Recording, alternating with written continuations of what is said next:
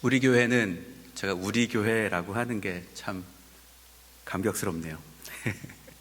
우리 교회는 지난주에 담임 목사님의 설교를 통해 2024년을 위한 하나님의 말씀을 받았습니다.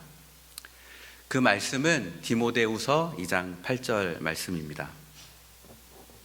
그리고 이 말씀으로 2024년 우리 교회의 표어가 정해졌는데, 양옆에 나와 있는 것처럼 예수 그리스도를 기억하라입니다. 한번 다 같이 복창해 볼까요? 예수 그리스도를 기억하라. 예수 그리스도를 기억하라. 아멘. 아멘. 주님 안에서 더욱 풍성해질 2024년을 기대하면서 제가 실천하려고 하는 것이 한 가지 있습니다. 그것은 하루를 시작하거나 마칠 때 올해의 표어인 예수 그리스도를 기억하라를 말하면서 하루를 시작하고, 또 예수 그리스도를 기억하라라고 말하면서 하루를 마치는 것입니다. 제가 이렇게 지금 하고 있고 해보려고 하는데, 여러분들도 저의 실천이 좋다고 생각이 드시면 저와 함께 한번 해보시면 어떻겠습니까? 네, 아멘입니다. 담임 목사님께 주일 설교를 부탁받고 기도하던 중에 마가복음을 나누어야겠다는 생각을 하게 되었습니다. 제가 2024년도를 시작하면서 마가복음을 읽고 묵상하고 있었기 때문이었습니다. 그리고 저는 마가복음 1장 1절을 보면서 저희 교회, 우리 교회의 표어와 연결되어 있다는 생각이 들었습니다. 이 두 말씀을 제가 한번 읽어볼 테니 한번 들어보십시오. 예수 그리스도를 기억하라. 하나님의 아들 예수 그리스도의 복음의 시작이라. 이 두 말씀을 연결해서 풀이해 보면 예수 그리스도를 기억하는 것이 예수 그리스도의 복음을 기억하는 것이라고 볼 수 있습니다. 이렇게 지난 주일의 말씀과 오늘 말씀이 자연스럽게 연결되는 것을 보면서 저는 오늘 말씀이 정말로 하나님께서 인도하시는 하나님의 말씀임을 느낄 수가 있었습니다. 마가복음은 로마 교회의 교인들에게 쓰여진 책이었습니다. 이 당시 로마 제국을 지배하던 황제는 네로 황제였습니다. AD 64년에 네로는 로마 시내에 불을 지르고 그리스도인들에게 방화범이라는 누명을 씌웠습니다. 그리고 그리스도인들을 잡아 잔인한 방법으로 죽였습니다. 로마 교인들은 네로 황제의 박해를 피해 로마 근교에 있는 카타콤이라고 부르는 지하 묘지에서 예배를 드렸습니다. 예수 믿는다, 이것만으로 박해받는 로마 교인들에게 다음과 같은 질문이 들었을 것입니다. 우리가 믿는 예수가 그리스도인 거 맞아? 우리의 목숨까지 내놓을 정도로 예수 그리스도를 믿어야 되나?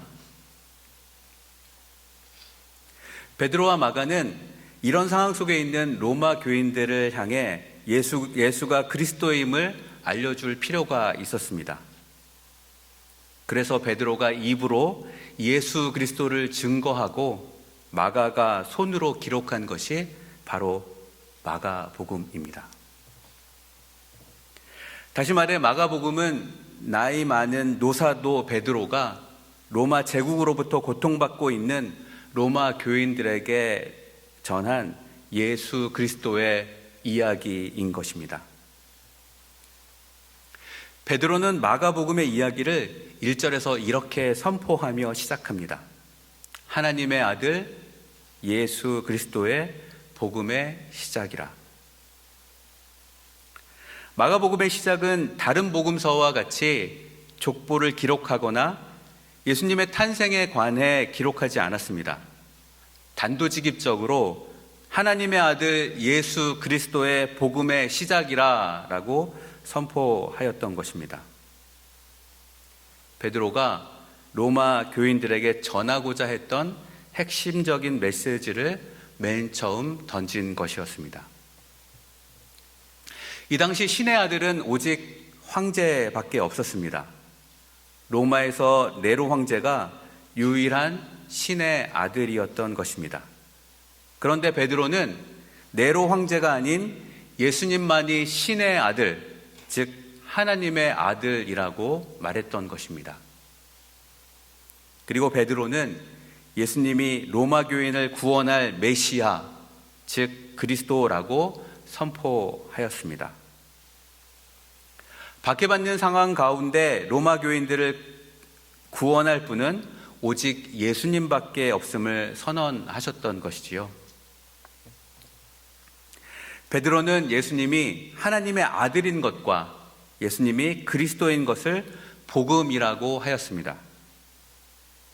로마에서 복음, 즉 기쁜 소식이란 단어는 그 당시 평범하게 사용되던 단어였습니다. 예를 들어 새로운 로마 황제가 황제의 자리에 오르게 되면 그것은 기쁜 소식, 즉 복음이었습니다. 그리고 전쟁에서의 승리의 메시지는 기쁜 소식, 즉 복음이었습니다. 불안과 두려움과 절망의 어두움 속에서 지낼 수밖에 없었던 로마 교인들에게 베드로는 하나님의 아들 예수 그리스도가 우리의 왕이다, 예수 그리스도가 승리할 것이다 라고 외치며 기쁜 소식, 즉 복음을 전하였던 것입니다.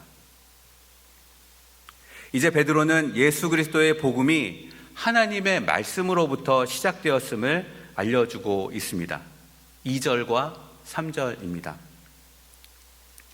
선지자 이사야의 글에 보라, 내가 내 사자를 내 앞에 보내노니 그가 내 길을 준비하리라.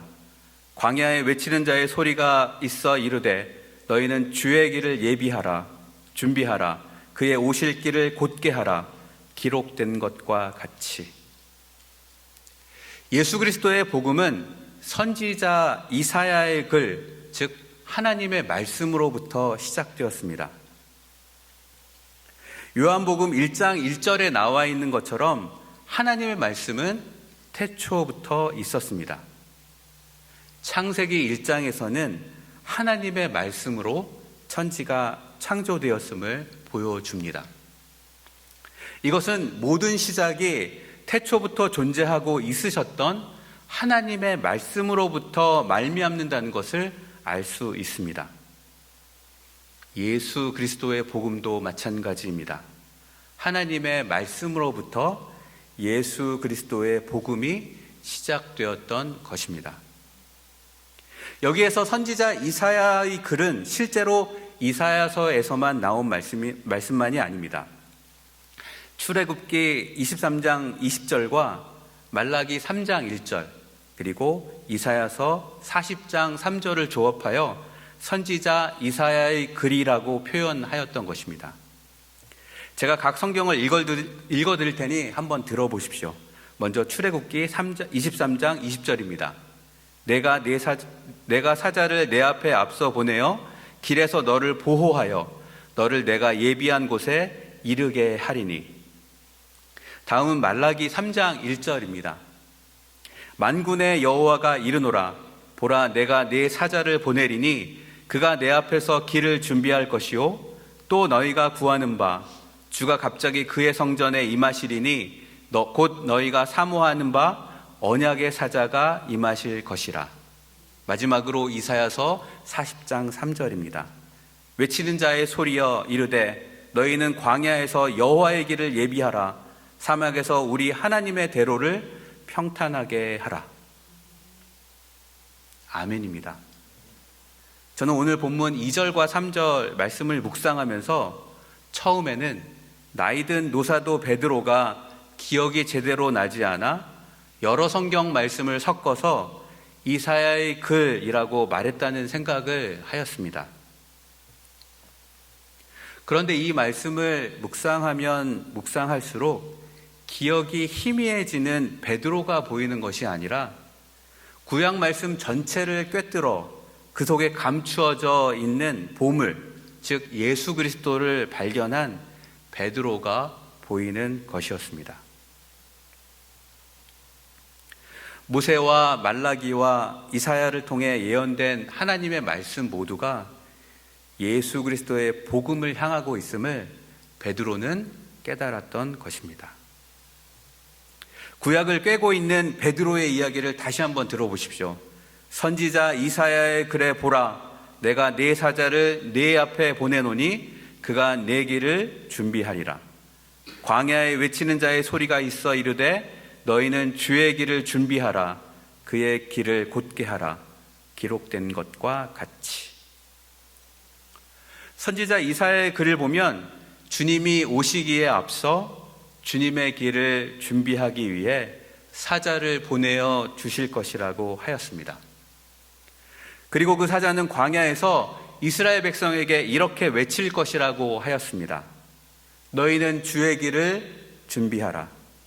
주의 오실 길을 곧게 하라. 그런데 선지자 이사야의 글에 기록된 것과 같이 앞서 보낸 사자가 현실 속에 등장합니다. 바로 세례 요한입니다. 세례 요한은 이사야 선지자의 글대로 자기의 사명을 감당합니다. 4절부터 6절까지입니다. 세례 요한이 광야에 이르러 죄사함을 받게 하는 회개의 세례를 전파하니 온 유대 지방과 예루살렘 사람이 다 나아가 자기 죄를 자복하고 요단강에서 그에게 세례를 받더라. 요한은 낙타털 옷을 입고 허리에 가죽띠를 띠고 메뚜기와 석청을 먹더라. 세례 요한은 이사야의 예언처럼 광야로 들어갔습니다. 광야란 말은 뭔가 낭만적인 느낌으로 다가오지만 사실 광야란 척박한 사막을 말합니다. 이스라엘의 기후와 지형은 이곳 남가주와 매우 비슷합니다. 여기에서 우리가 느끼는 날씨 그리고 주변의 땅을 보면 이스라엘의 광야가 어떠한지를 간접적으로 경험할 수 있습니다.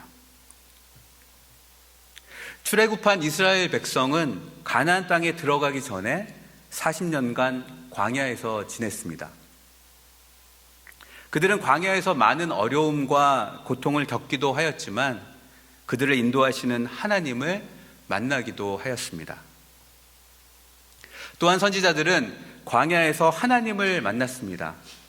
모세가 광야인 시내산에서 하나님을 만났고 엘리야 역시 광야인 호렙산에서 하나님의 음성을 들었습니다. 이런 광야에 주의 길을 준비하고 주의 오실 길을 곧게 하기 위해 세례 요한이 들어왔던 것입니다. 세례 요한은 낙타털 옷을 입고 허리에 가죽띠를 하였습니다. 그리고 그는 메뚜기와 석청을 먹으면서 지냈습니다. 참고로 석청은 돌틈에 있는 야생꿀을 말합니다. 세례 요한은 광야에서 지낼 최소한의 옷과 광야에서 나온 적은 양의 음식으로 지냈습니다. 광야는 세례 요한에게 하나님만 바라보게 했던 것입니다. 오늘 본문에서는 나와 있지 않지만 분명 세례 요한은 광야에서 지내면서 하나님과 친밀한 교제를 했을 것이고 하나님과 대화하면서 하나님의 음성을 들었을 것입니다. 그리고 세례 요한은 주님이 오실 길을 준비하고 곧게 하기 위해 죄사함을 받게 하는 회개의 세례를 선포하였습니다. 말라기 선지자 이후에 400년 동안 하나님의 말씀은 이스라엘에 선포되지 않았습니다. 400년 만에 세례 요한을 통해 하나님의 말씀이 광야에서 선포되었던 것입니다. 그러자 온 유대 지방과 예루살렘에 있는 많은 사람들이 세례 요한이 있는 광야로 모여들었습니다. 그들은 요단강에서 자기 죄를 고백한 후에 세례를 받았습니다. 그들이 죄사함의 회개의 세례를 받았던 것이지요. 여기서 저는 이런 질문이 들었습니다. 온 유대 지방과 예루살렘에 있는 많은 사람들이 광야에 있는 세례 요한의 존재를 어떻게 알았을까?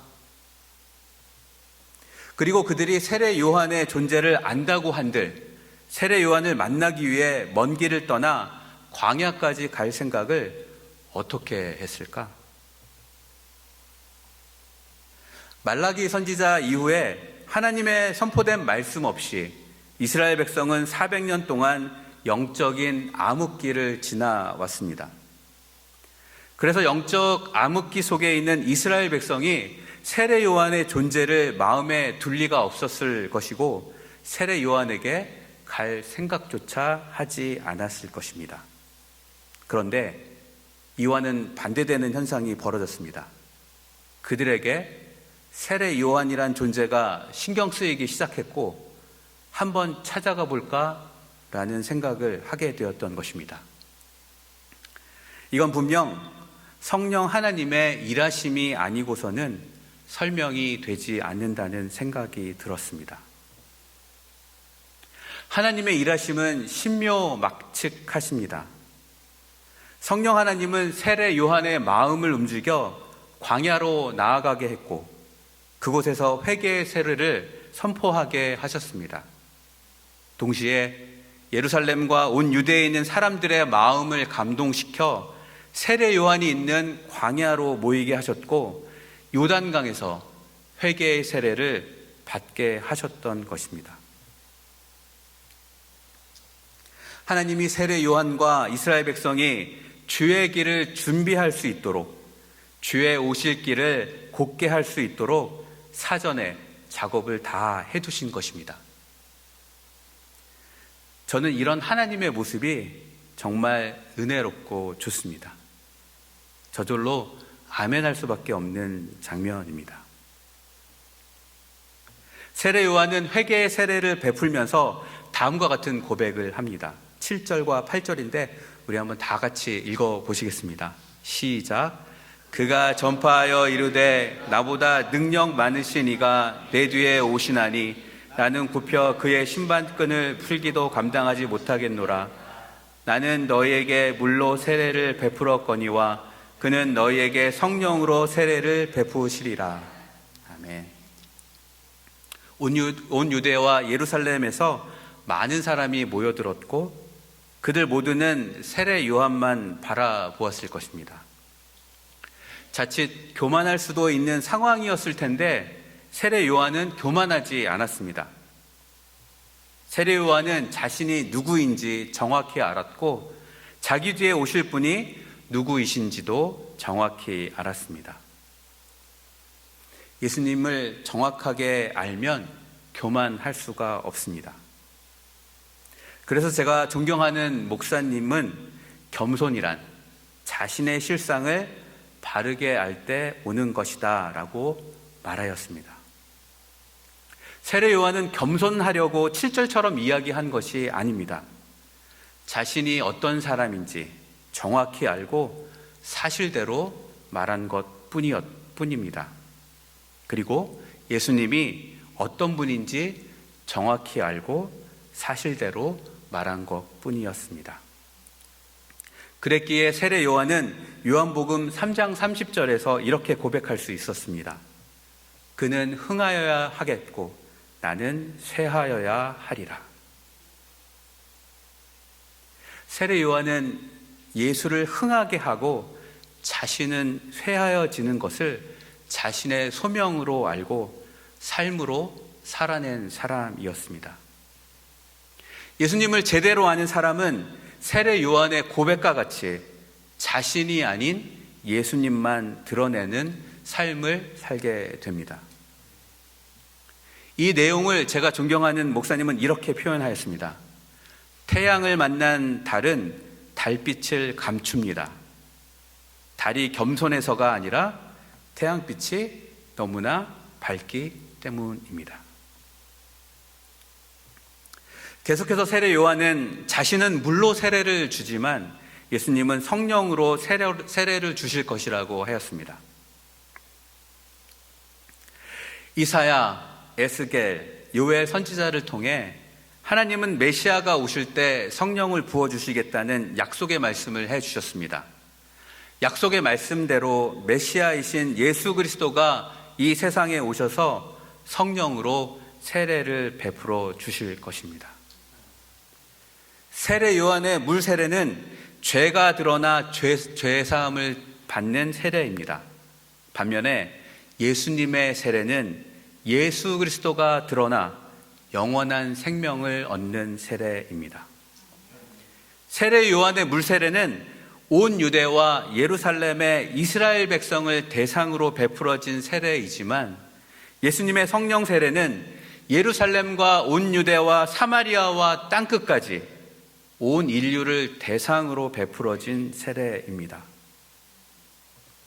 정리해보자면 7절과 8절에서 세례 요한은 광야에 모여든 이스라엘 백성들이 자기 자신을 넘어 능력 많으신 예수님을 만나기를, 그리고 물 세례를 넘어 성령 세례를 받기를 바랬던 것입니다. 이제 예수님이 본격적으로 이 세상의 메시아, 즉 그리스도로 등장합니다. 9절부터 11절까지입니다.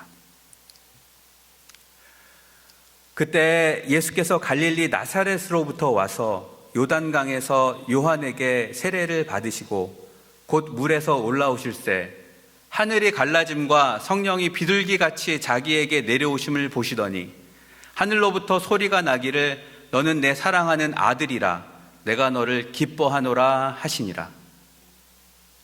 그때 예수님은 그의 고향인 갈릴리 나사렛으로부터 요단강으로 오셨습니다. 나사렛은 유대 북쪽에 있는 동네이고 예수님의 세례터라고 알려진 곳은 유대 남쪽에 있는 곳입니다. 그 거리를 제가 구글 맵으로 확인해 보니까 약 124km 정도 되었습니다. 77마일 정도의 거리였습니다. 사람마다 차이가 있겠지만 성인이 1시간 동안 약 6km, 3.7마일 정도를 걷는다고 합니다.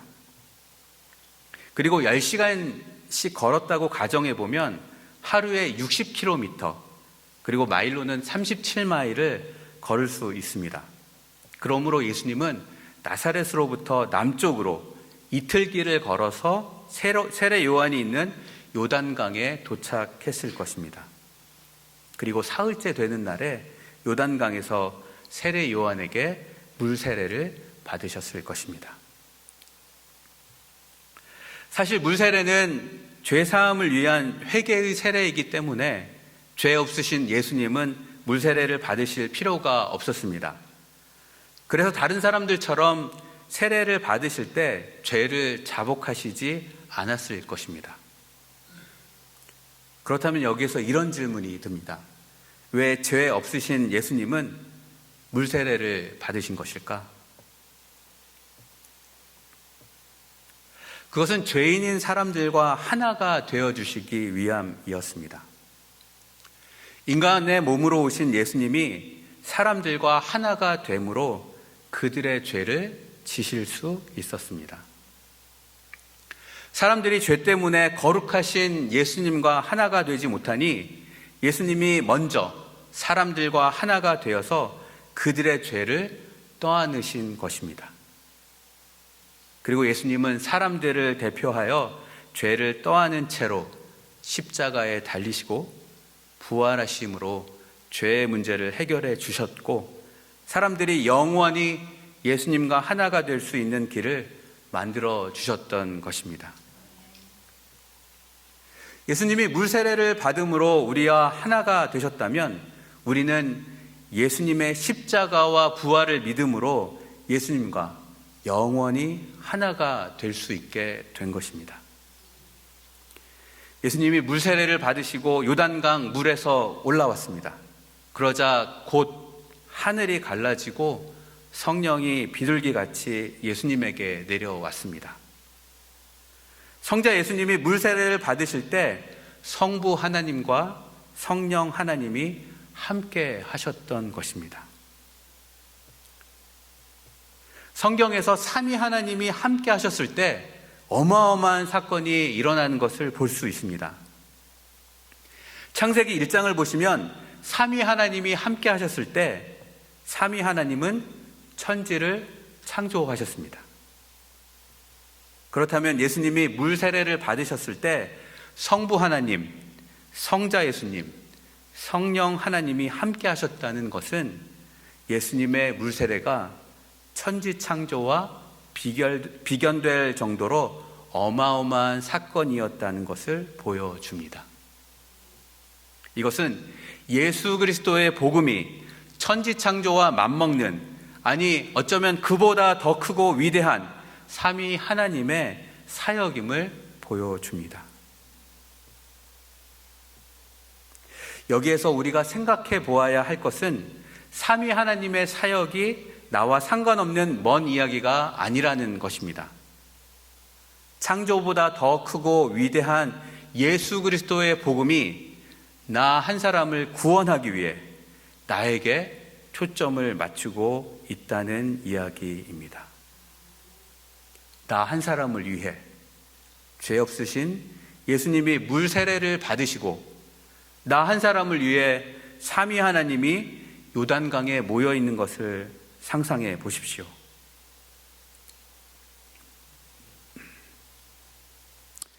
예수 그리스도의 그 은혜에, 하나님의 그 사랑에, 그리고 성령님의 그 인도하심에 감격하며 기쁨의 눈물을 흘릴 수밖에 없지 않겠습니까?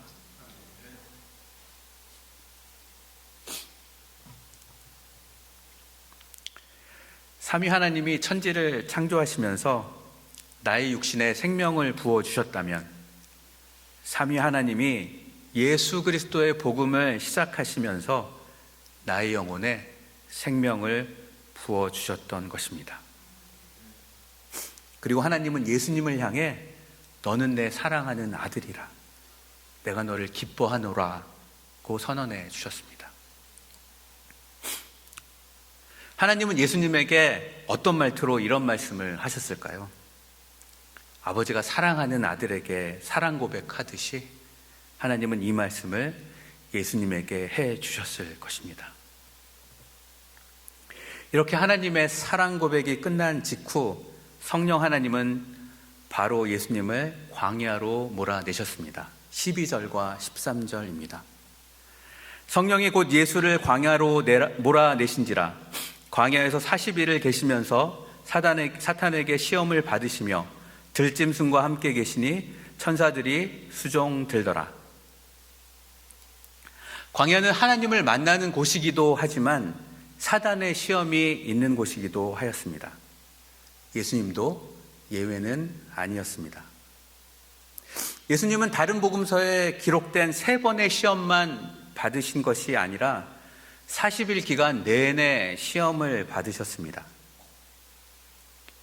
에덴 동산에서 아담은 사단의 시험을 받고 넘어졌지만 광야에서 예수님은 사단의 시험을 이기셨습니다. 또한 예수님은 광야에서 들짐승과의 싸움에서도 이기셨습니다. 카타콤에서 숨어 지내던 로마 교인들에게 들짐승이란 말을 들으면 기독교인들을 잔인한 방법으로 죽였던 네로가 떠올랐을 것입니다. 로마 교인들이 들짐승과 싸워 이기셨던 예수님의 이야기를 들었을 때 그들은 큰 위로를 받았을 것입니다.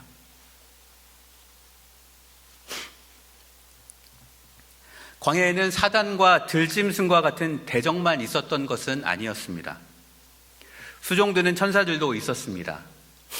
7절의 세례 요한의 말처럼 능력 많으신 예수님이 사단의 시험도 그리고 들짐승의 위협도 능히 혼자 감당하실 수 있었습니다. 그럼에도 하나님은 천사들을 보내서 예수님을 수종들게 하셨습니다. 이렇게 한 이유가 무엇일까요? 이렇게 한 이유는 하나님이 광야에 있는 믿는 자들에게 그들을 수종할 천사들을 보낸다는 사실을 알려주시기 위함이었습니다. 저는 하나님의 이런 배려가 참 좋습니다. 이 말씀은 하나님이 광야에 있는 로마 교인들에게 너희들에게도 수종드는 천사가 있으니 용기를 가지렴 하고 말씀하시는 것 같습니다. 또한 어쩌면 광야에 있는 우리에게 너희들에게도 수종드는 천사가 있으니 용기를 가지렴 하고 말씀하시는 것 같습니다. 40일이 지난 후에 예수님은 갈릴리로 가셨습니다. 14절과 15절입니다. 우리 다 함께 합독하도록 하겠습니다. 시작. 요한이 잡힌 후 예수께서 갈릴리에 오셔서 하나님의 복음을 전파하여 이르시되 때가 찼고 하나님의 나라가 가까이 왔으니 회개하고 복음을 믿으라 하시더라. 아멘. 예수님이 광야에서 40일을 지내는 동안 요한은 당시 유대 지역을 지배하고 있었던 분봉왕 헤롯에게 잡혀갔습니다. 세례 요한은 주의 길을 준비하라, 주의 오실 길을 곧게 하라는 그의 소명을 다하고 역사의 무대에서 사라졌던 것입니다. 반면에 예수님은 갈릴리로 가셔서 하나님의 복음을 전파하면서 이렇게 외치셨습니다. 때가 찼고 하나님의 나라가 가까이 왔으니 회개하고 복음을 믿으라. 예수님이 하나님의 때가 찼다고 외쳤습니다. 구약 성경의 수많은 예언들이 이 때를 가리키고 있었습니다.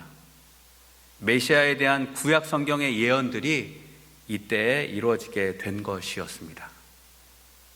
예수님이 하나님의 나라가 가까이 왔다고 외쳤습니다. 하나님 나라의 왕이신 예수 그리스도가 이 세상에 왔으니 예수님이 통치하시는 하나님의 나라가 가까이 왔던 것입니다. 그러므로 회개하고 복음을 믿어야 한다고 외쳤습니다. 세례 요한을 비롯한 구약의 선지자들은 회개하라에서 멈췄습니다.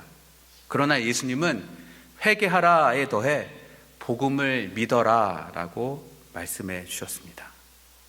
이 복음을 믿어라라는 말씀은 하나님께서 우리를 위해 자기 아들을 보내주시고 그 아들로 하여금 우리 죄를 대신 감당하게 하신 것을 믿으라라고 하는 말씀입니다. 예수님은 하나님 나라에 들어가기 위해 죄를 회개하고 예수 그리스도의 복음을 믿어야 한다고 말씀하셨던 것입니다. 그리고 오늘 본문이 마무리가 됩니다. 오늘 말씀을 정리해 보겠습니다. 오늘 본문은 하나님의 아들 예수 그리스도의 복음이 어떻게 시작되는지 보여주는 말씀입니다. 이사야서의 말씀으로 예수 그리스도의 복음이 시작되었습니다. 광야에 세례 요한이 등장하였고 그는 너희는 주의 길을 준비하라, 주의 오실 길을 곧게 하라고 외치며 요단강에서 이스라엘 백성들에게 회개의 물세례를 베풀었습니다. 죄 없으신 예수님이 물세례를 받으실 때 하나님과 성령님이 함께해 주셨습니다. 그리고 하나님은 예수님을 향해 너는 내 사랑하는 아들이라 내가 너를 기뻐하노라 라고 선언해 주셨습니다. 예수님은 40일 광야를 지난 후에 갈릴리로 가셔서 회개하고 복음을 믿으라고 선포하면서 하나님의 복음을 전파하셨습니다. 마가복음은 노사도 베드로가 하나님의 아들 예수 그리스도의 복음의 이야기를 박해받고 있는 로마 교인들을 향해 들려주며 그들을 위로하고 있는 책입니다. 그래서 하나님의 아들 예수 그리스도의 복음의 시작이다라고 1장 1절에 선언해 놓고 단도직입적으로 복음과 관련된 내용만을 기록하고 있는 것이었습니다. 저는 앞에서 우리 교회의 2024년 표어와 마가복음 1장 1절의 말씀을 연결해 예수 그리스도를 기억하는 것이 예수 그리스도의 복음을 기억하는 것으로 연결된다고 말씀드렸습니다. 그렇다면 우리가 어떻게 해야 예수 그리스도의 복음을 기억할 수 있겠습니까? 저는 오늘 본문을 묵상하면서 발견한 세 가지의 구체적인 적용 방법을 소개해 보고자 합니다. 첫째는 하나님의 말씀을 읽는 것입니다. 예수 그리스도의 복음은 하나님의 말씀으로 시작되었습니다. 하나님의 말씀 속에는 예수 그리스도의 복음이 가득 차 있습니다. 그러므로 하나님의 말씀을 읽고 묵상할 때 예수 그리스도의 복음을 자세히 그리고 확실히 알게 되는 것입니다. 그리고 둘째, 자신의 죄를 회개하는 것입니다. 세례 요한도 회개의 세례를 전파하였고 예수님도 회개하라고 선포하셨습니다. 자신의 죄를 돌아보고 그것을 예수님에게 들고 나아갈 때 자신이 어떤 존재인지 알게 됩니다. 그래서 세례 요한처럼 예수님의 신발끈을 감당하지 못하겠다라는 고백을 하며 진정으로 예수님을 찾게 되는 것입니다. 마지막으로 예수 그리스도를 믿는 것입니다. 예수 그리스도를 나의 주, 나의 왕으로 믿는 것입니다. 그럴 때 예수 그리스도는 흥하여야 하겠고 나는 쇠하여야 하리라는 세례 요한의 고백처럼 나의 삶 속에 나는 죽고 예수 그리스도의 복음만 드러나게 될 것입니다. 사랑하는 성도 여러분, 오늘 말씀의 권면처럼 예수 그리스도의 복음을 기억하기로 한번 결단해 보십시오. 하나님의 말씀을 읽고 수시로 나의 죄를 회개하며 예수 그리스도가 나의 구세주임을 믿고 삶으로 드러내기로 실천해 보십시오. 그럴 때 저와 여러분 모두의 삶에 예수 그리스도만 드러나게 될 것입니다. 우리의 삶에 예수 그리스도의 복음만 드러나 세례 요한처럼 예수만 전하는 축복이 우리 모두에게 임하기를 예수님의 이름으로 기도드립니다.